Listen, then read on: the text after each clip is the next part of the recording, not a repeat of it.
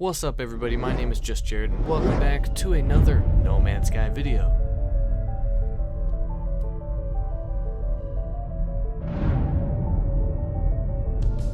Now in this video, we're going to be talking about blueprints in No Man's Sky. Now as you guys probably know, blueprints are a thing in the game that you can collect, you can find, you can steal from factories or buildings, you can find in caves, at the end of caves.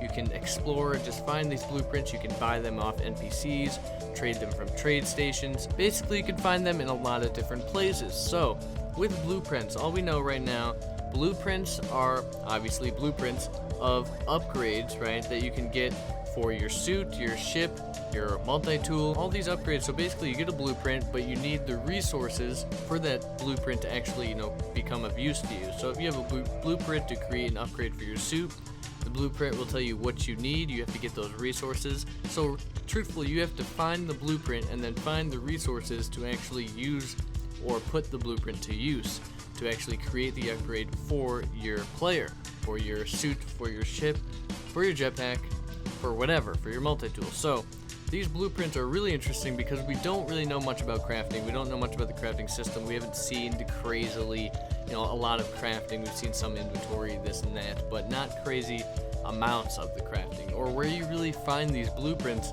And Sean has said that when breaking into factories, you can steal the blueprints, but we haven't seen him actually steal a blueprint. We haven't seen what a blueprint looks like in game.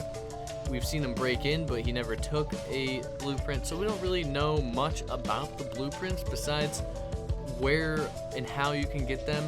We don't know how rare they are to find. We don't know how real lucky you have to be to find them. And it's cool, it's interesting because we also don't know if they're procedural, right? You would think they would be procedural because it'd be hard to just create set ones and then put them in certain places. Maybe the locations they're in are procedural. Actually, they would have to be, because the game is too large for them to just set everyone where they want.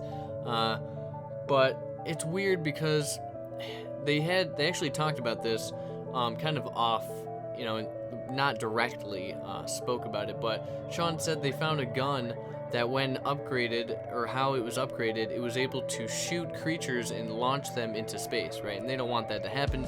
That's hugely comical and would be hilarious to actually find in game. But they said they don't want that to happen, so they feel like they have to fix something like that, which leads me to believe that the blueprints are procedural because they said if that happens, they feel like they would have to fix it. Now, it did happen to them at one point, and that's what led them to that quote, but it leads me to believe that they are procedural in a way that there are set parameters where you can't get crazy high statistics from upgrading so much or whatever. But another thing is because you can upgrade your ship with these blueprints, get blueprints for upgrades for your ship, and that way, if let's say you find an awesome ship, you don't want to ever get rid of it, right?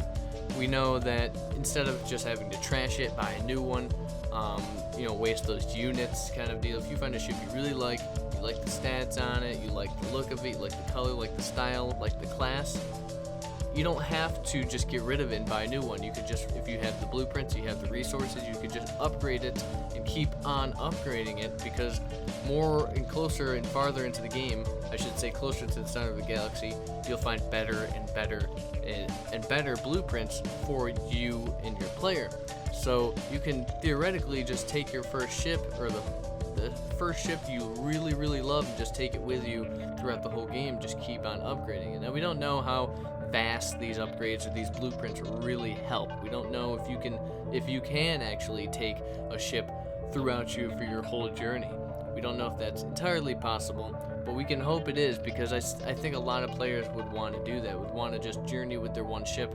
We know that wear and tear actually appears on your ship, so after using a long time, you'll start seeing wear and tear, but we don't know if that wear and tear will actually affect how your ship actually works, how well it flies. We don't know if it'll affect the performance of your ship.